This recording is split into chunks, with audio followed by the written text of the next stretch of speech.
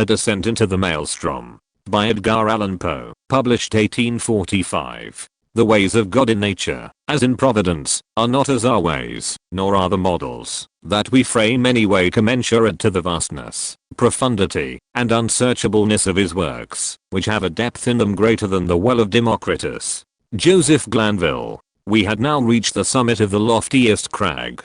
For some minutes the old man seemed too much exhausted to speak. "Not long ago," said he at length, "and I could have guided you on this route as well as the youngest of my sons. But, about 3 years past, there happened to me an event such as never happened to mortal man, or at least such as no man ever survived to tell of, and the 6 hours of deadly terror which I then endured, have broken me up body and soul. You suppose me a very old man, but I'm not. It took less than a single day to change these hairs from a jetty black to white, to weaken my limbs, and to unstring my nerves, so that I tremble at the least exertion, and am frightened at a shadow. Do you know I can scarcely look over this little cliff without getting giddy?" The little cliff, upon whose edge he had so carelessly thrown himself down to rest, that the weightier portion of his body hung over it, while he was only kept from falling by the tenure of his elbow on its extreme and slippery edge. This little cliff arose, a sheer unobstructed precipice of black shining rock, some 15 or 1600 feet from the world of crags beneath us.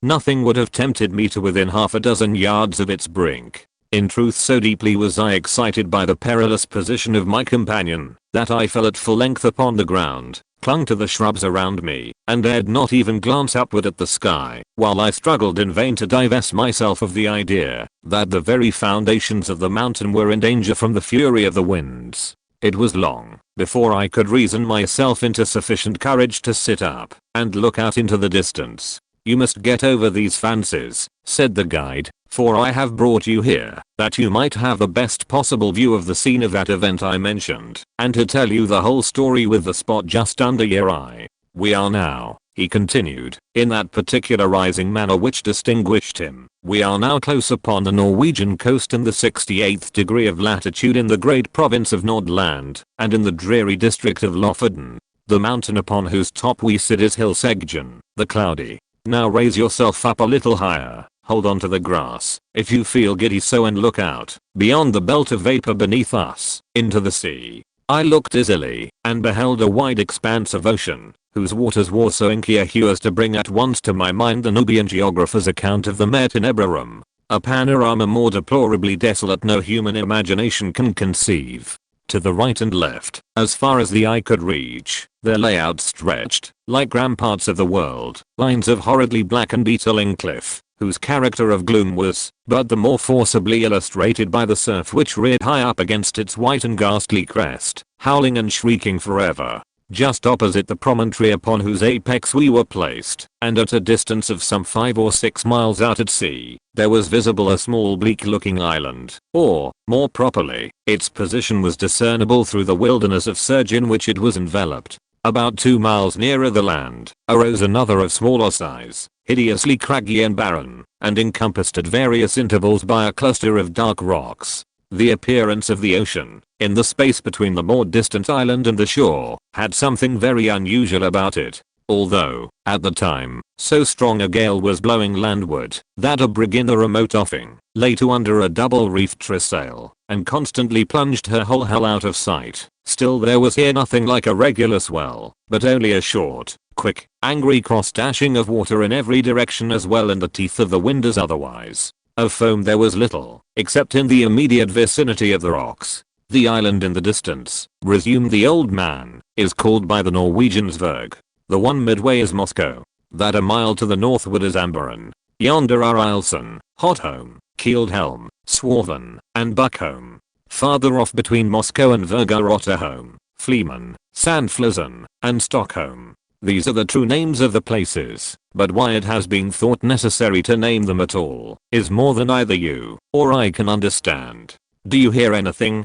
Do you see any change in the water?" We had now been about 10 minutes upon the top of Hilseggen, to which we had ascended from the interior of Lofoten, so that we had caught no glimpse of the sea until it had burst upon us from the summit. As the old man spoke, I became aware of a loud and gradually increasing sound, like the moaning of a vast herd of buffaloes upon an American prairie, and at the same moment I perceived that what seamen term the chopping character of the ocean beneath us was rapidly changing into a current which set to the eastward. Even while I gazed, this current acquired a monstrous velocity. Each moment added to its speed to its headlong impetuosity. In 5 minutes the whole sea, as far as Verg, was lashed into ungovernable fury, but it was between Moscow and the coast that the main uproar held its sway. Here the vast bed of the waters, seamed and scarred into 1,000 conflicting channels, burst suddenly into frenzied convulsion, heaving, boiling, hissing, gyrating in gigantic and innumerable vortices, and all whirling and plunging on to the eastward with a rapidity which water never elsewhere assumes, except in precipitous descents.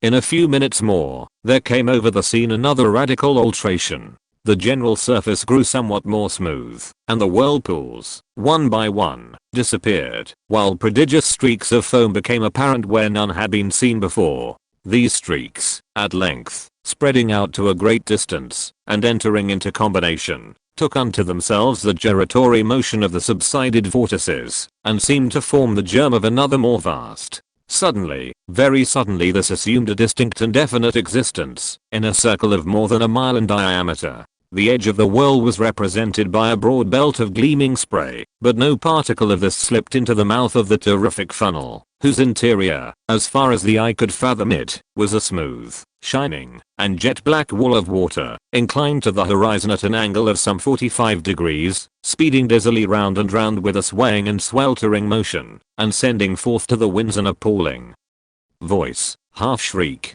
half roar, such as not even the mighty cataract of Niagara ever lifts up in its agony to heaven. The mountain trembled to its very base, and the rock rocked. I threw myself upon my face, and clung to the scant herbage in an excess of nervous agitation.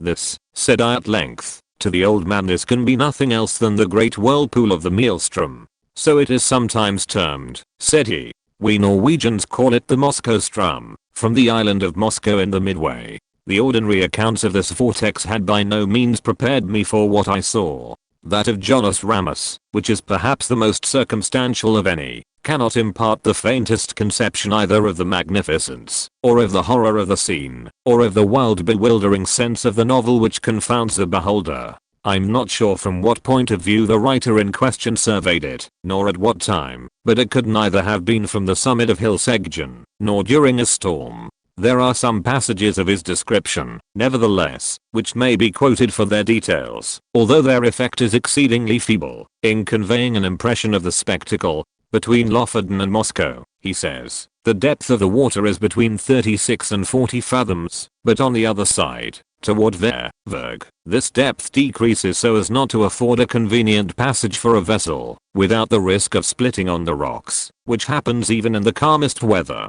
When it is flood, the stream runs up the country between Lofoten and Moscow with a boisterous rapidity, but the roar of its impetuous ebb to the sea is scarce equalled by the loudest and most dreadful cataracts, the noise being heard several leagues off, and the vortices or pits are of such an extent and depth, that if a ship comes within its attraction, it is inevitably absorbed and carried down to the bottom.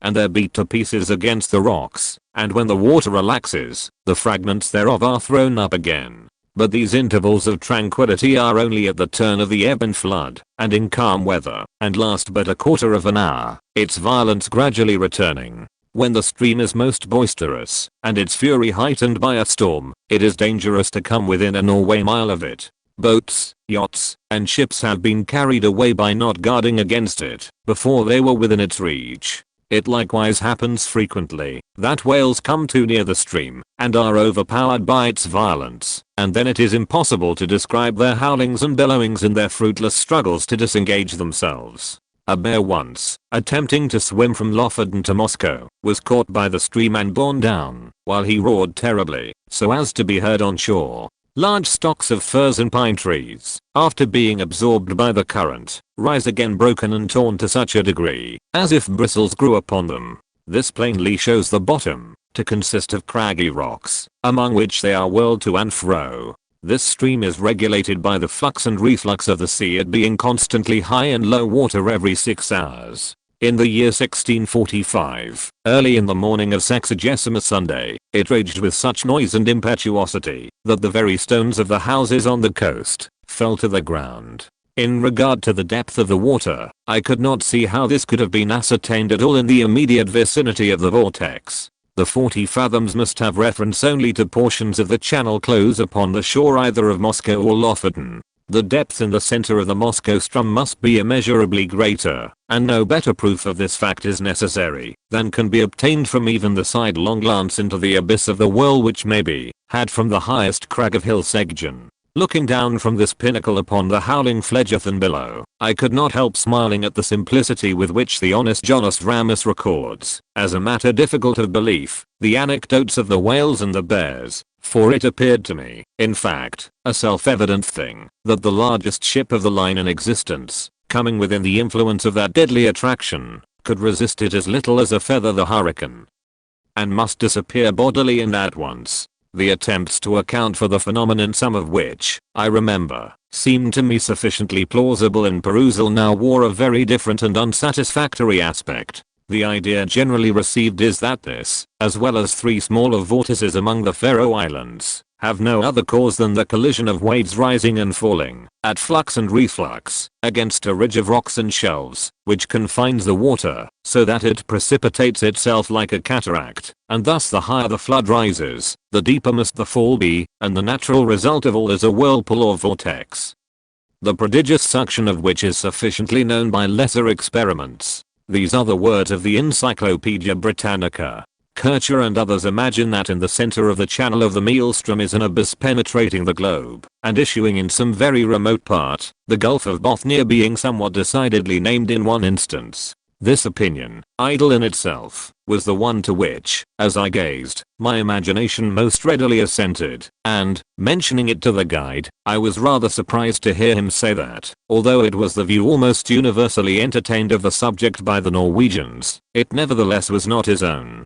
As to the former notion, he confessed his inability to comprehend it, and here I agreed with him, for, however conclusive on paper, it becomes altogether unintelligible, and even absurd, amid the thunder of the abyss. "You have had a good look at the whirl now," said the old man, "and if you will creep round this crag, so as to get in its lee and end the roar of the water, I will tell you a story that will convince you I ought to know something of the Moscow strum." I placed myself as desired, and he proceeded.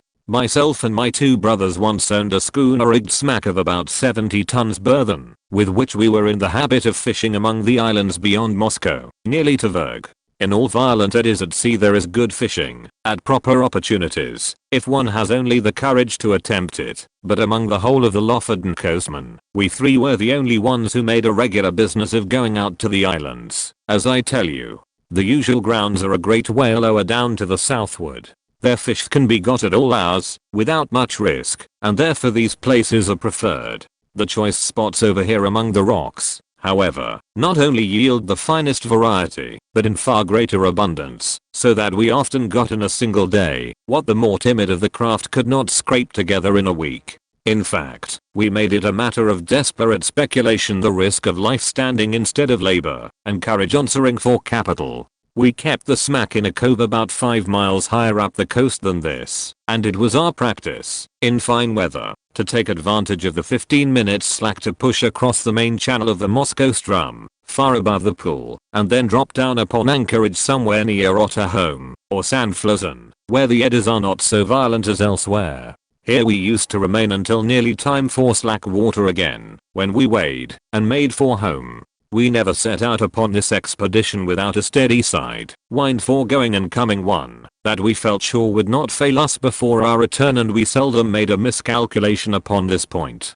Twice, during 6 years, we were forced to stay all night at anchor on account of a dead calm, which is a rare thing indeed just about here, and once we had to remain on the grounds nearly a week, starving to death, owing to a gale which blew up shortly after our arrival, and made the channel too boisterous to be thought of. Upon this occasion we should have been driven out to sea in spite of everything, for the whirlpools threw us round and round so violently, that, at length, we fouled our anchor and dragged it, if it had not been that we drifted into one of the innumerable cross currents here today and gone tomorrow, which drove us under the lee of Fleeman, where, by good luck, we brought up. I could not tell you the 20th part of the difficulties we encountered on the grounds. It is a bad spot to be in, even in good weather, but we made shift always, to run the gauntlet of the Moscow strum itself without accident, although at times my heart has been in my mouth, when we happened to be a minute or so behind, or before the slack. The wind sometimes was not as strong as we thought it at starting, and then we made rather less way than we could wish, while the current rendered the smack unmanageable. My eldest brother had a son 18 years old, and I had 2 stout boys of my own. These would have been of great assistance at such times, in using the sweeps, as well as afterward in fishing, but, somehow, although we ran the risk ourselves, we had not the heart to let the young ones get into the danger, for, after all is said and done, it was a horrible danger, and that is the truth. It is now within a few days of 3 years, since what I'm going to tell you occurred. It was on the 10th day of July, 18, a day which the people of this part of the world will never forget, for it was one in which blew the most terrible hurricane that ever came out of the heavens.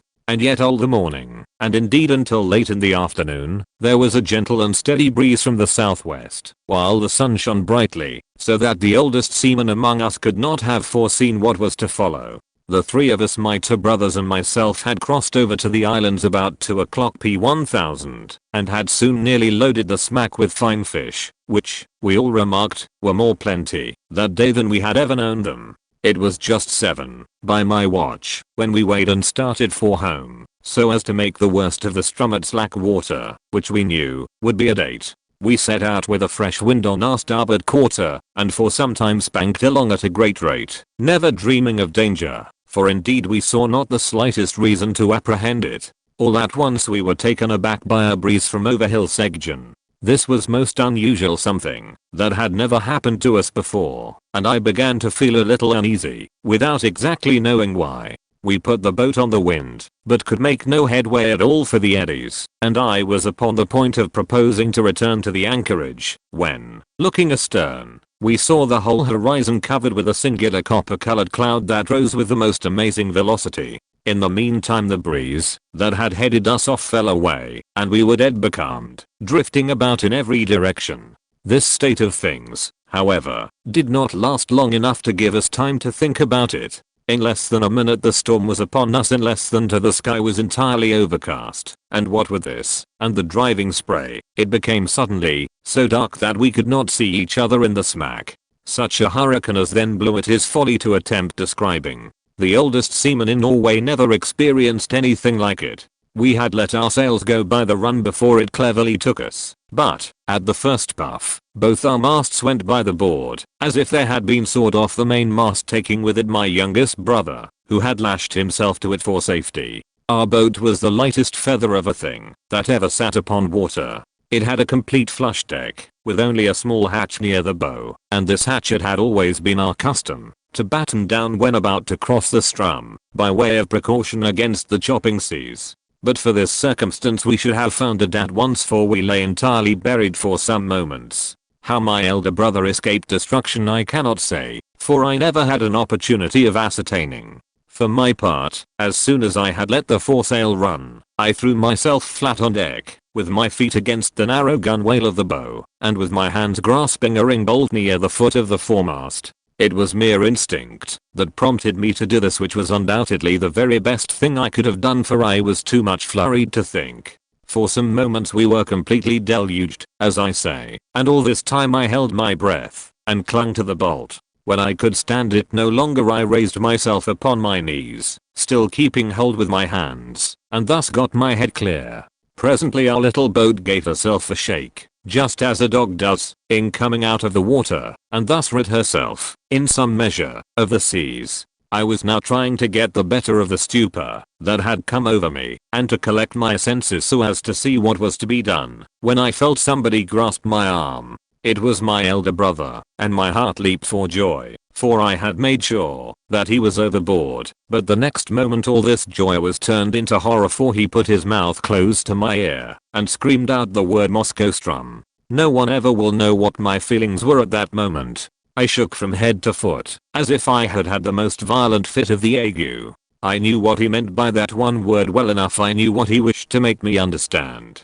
With the wind that now drove us on, we were bound for the whirl of the strum, and nothing could save us. You perceive that in crossing the Strum Channel, we always went a long way up above the whirl, even in the calmest weather, and then had to wait and watch carefully for the slack. But now we were driving right upon the pool itself, and in such a hurricane as this. To be sure, I thought, we shall get there just about the slack, there is some little hope in that, but in the next moment I cursed myself for being so great a fool as to dream of hope at all. I knew very well that we were doomed, had we been 10 times a 90 gunship. By this time the first fury of the tempest had spent itself, or perhaps we did not feel it so much, as we scudded before it, but at all events the seas, which at first had been kept down by the wind, and lay flat and frothing, now got up into absolute mountains. A singular change too had come over the heavens. Around in every direction it was still as black as pitch, but nearly overhead there burst out, all at once, a circular rift of clear sky as clear as I ever saw, and of a deep bright blue, and through it there blazed forth the full moon with a luster that I never before knew her to wear.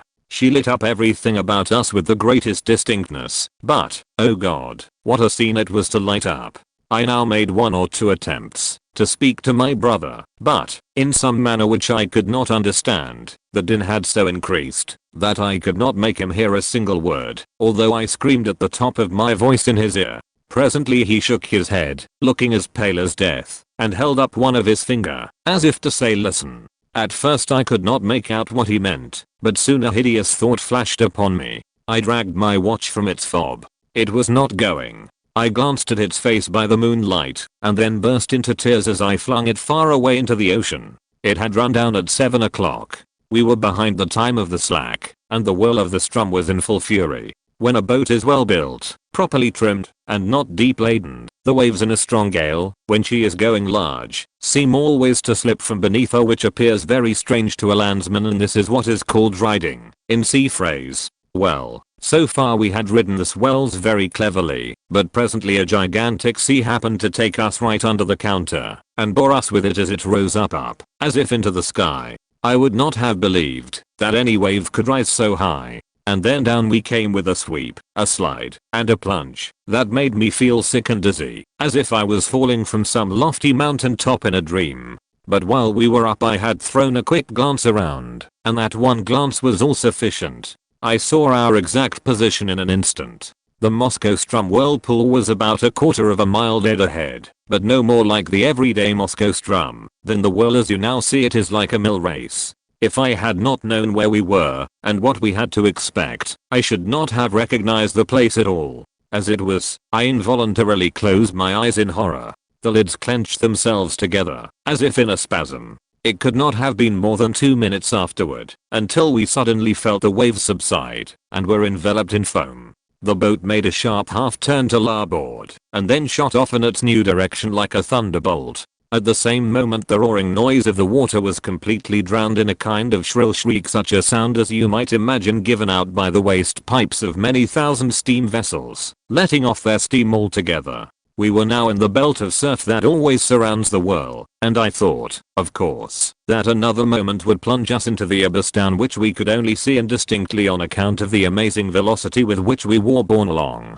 The boat did not seem to sink into the water at all, but to skim like an air bubble upon the surface of the surge. Her starboard side was next the whirl, and on the larboard arose the world of ocean we had left. It stood like a huge writhing wall between us and the horizon. It may appear strange, but now, when we were in the very jaws of the gulf, I felt more composed than when we were only approaching it. Having made up my mind to hope no more, I got rid of a great deal of that terror which unmanned me at first. I suppose it was despair that strung my nerves. It may look like boasting, but what I tell you is truth. I began to reflect how magnificent a thing it was to die in such a manner, and how foolish it was in me to think of so paltry a consideration as my own individual life, in view of so wonderful a manifestation of God's power. I do believe that I blushed with shame when this idea crossed my mind. After a little while I became possessed with the keenest curiosity about the world itself. I positively felt a wish to explore its depths, even at the sacrifice I was going to make, and my principal grief was that I should never be able to tell my old companions on shore about the mysteries I should see.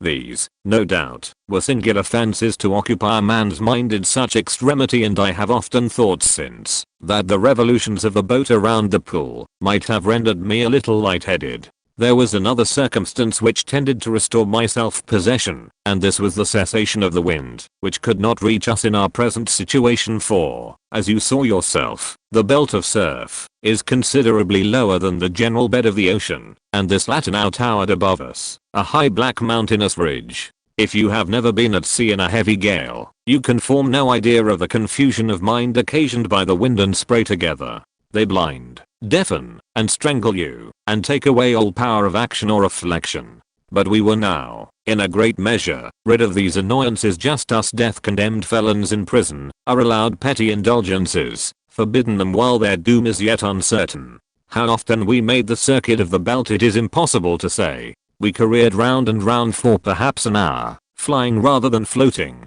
getting gradually more and more into the middle of the surge, and then nearer and nearer to its horrible inner edge. All this time I had never let go of the ring bolt. My brother was at the stern, holding on to a small empty water cask which had been securely lashed under the coop of the counter, and was the only thing on deck that had not been swept overboard when the gale first took us. As we approached the brink of the pit he let go his hold upon this, and made for the ring, from which, in the agony of his terror, he endeavored to force my hands, as it was not large enough to afford us both a secure grasp. I never felt deeper grief than when I saw him attempt this act, although I knew he was a madman. When he did it, a raving maniac through sheer fright. I did not care, however, to contest the point with him. I knew it could make no difference whether either of us held on at all, so I let him have the bolt and went astern to the cask. This there was no great difficulty in doing, for the smack flew round steadily enough, and upon an even keel, only swaying to and fro with the immense sweeps and swelters of the whirl. Scarcely had I secured myself in my new position when we gave a wild lurch to starboard and rushed headlong into the abyss. I muttered a hurried prayer to God and thought all was over. As I felt the sickening sweep of the descent, I had instinctively tightened my hold upon the barrel and closed my eyes. For some seconds I dared not open them, while I expected instant destruction, and wondered that I was not already in my death struggles with the water. But moment after moment elapsed. I still lived. The sense of falling had ceased, and the motion of the vessel seemed much as it had been before, while in the belt of foam, with the exception that she now lay more along. I took courage, and looked once again upon the scene. Never shall I forget the sensations of awe, horror, and admiration with which I gazed about me. The boat appeared to be hanging, as if by magic, midway down, upon the interior surface of a funnel vast in circumference, prodigious in depth, and whose perfectly smooth sides might have been mistaken for ebony, but for the bewildering rapidity with which they spun around, and for the gleaming and ghastly radiance they shot forth, as the rays of the full moon, from that circular rift amid the clouds, which I have already described, streamed in a flood of golden glory along the black walls, and far away down into the inmost recesses of the abyss. At first I was too much confused to observe anything accurately. The general burst of terrific grandeur was all that I beheld. When I recovered myself a little, however, my gaze fell instinctively downward. In this direction I was able to obtain an unobstructed view, from the manner in which the smack hung on the inclined surface of the pool. She was quite upon an even keel, that is to say, her deck lay in a plane parallel with that of the water, but this latter sloped at an angle of more than 45 degrees, so that we seemed to be lying upon our beam ends. I could not help observing, nevertheless, that I had scarcely more difficulty in maintaining my hold and footing in this situation than if we had been upon a dead level, and this, I suppose, was owing to the speed at which we revolved. The rays of the moon seemed to search the very bottom of the profound gulf, but still I could make out nothing distinctly, on account of a thick mist in which everything there was enveloped, and over which there hung a magnificent rainbow, like that narrow and tottering bridge which Mussulmen say is the only pathway between time and eternity. This mist, or spray, was no doubt occasioned by the clashing of the great walls of the funnel, as they all met together at the bottom, but the yell that went up to the heavens from out of that mist, I dare not attempt to describe. Our first slide into the abyss itself, from the belt of foam above, had carried us a great distance down the slope, but our farther descent was by no means proportionate. Round and round we swept, not with any uniform movement, but in dizzying swings and jerks that sent us sometimes only a few hundred yards, sometimes nearly the complete circuit of the whirl. Our progress downward, at each revolution, was slow, but very perceptible. Looking about me upon the wide waste of liquid ebony on which we were thus borne, I perceived that our boat was not the only object in the embrace of the whirl. Both above and below us were visible fragments of vessels, large masses of building timber and trunks of trees, with many smaller articles, such as pieces of house furniture, broken boxes, barrels, and staves. I have already described the unnatural curiosity which had taken the place of my original terrors. It appeared to grow upon me as I drew nearer and nearer to my dreadful doom. I now began to watch, with a strange interest, the numerous things that floated in our company. I must have been delirious, for I even sought amusement in speculating upon the relative velocities of their several descents toward the foam below. This fir tree, I found myself at one time saying, will certainly be the next thing that takes the awful plunge and disappears, and then I was disappointed to find that the wreck of a Dutch merchant ship overtook it and went down before. At length, after making several guesses of this nature, and being deceived in all this fact, the fact of my invariable miscalculation set me upon a train of reflection that made my limbs again tremble, and my heart beat heavily once more. It was not a new terror that thus affected me, but the dawn of more exciting hope. This hope arose partly from memory, and partly from present observation. I called to mind the great variety of buoyant matter that strewed the coast of Lofoten, having been absorbed and then thrown forth by the Maelstrom. By far the greater number of the articles were shattered in the most extraordinary way, so chafed and roughened as to have the appearance of being stuck full of splinters, but then I distinctly recollected that there were some of them which were not disfigured at all. Now I could not account for this difference, except by supposing that the roughened fragments were the only ones which had been completely absorbed, that the others had entered the whirl at so late a period of the tide, or, for some reason,